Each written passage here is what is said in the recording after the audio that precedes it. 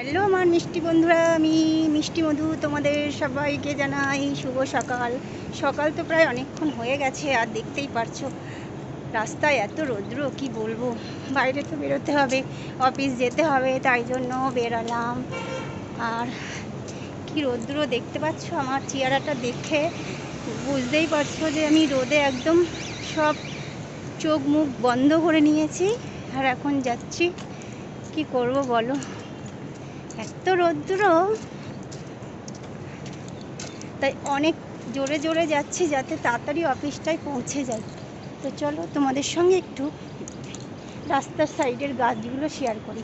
দেখো এই গাছটা আমার খুব সুন্দর লাগে, দেখতে পাচ্ছ সাইডে কত সুন্দর সুন্দর গাছ।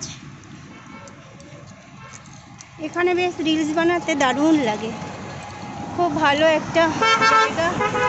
আর এটা হলো সেক্টর 5 সল্টলেক।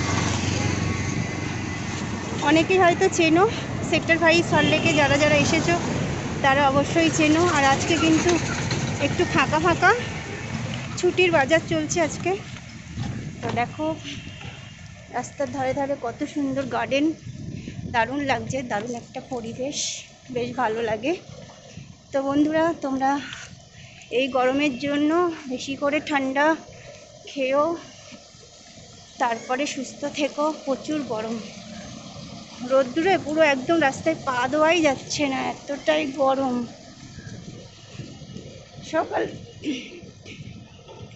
সকালবেলা উঠে কাজ সেরে স্নান পুজো করে তারপর আবার কিন্তু বেরোতে হয়, জানো তো। তো চলো দেখাই রাস্তা দিয়ে, রাস্তাটাও তোমাদের সঙ্গে শেয়ার করবো, কেমন? দেখতে থাকো আমার ছোট্ট একটি ভিডিও। তো দেখো বন্ধুরা,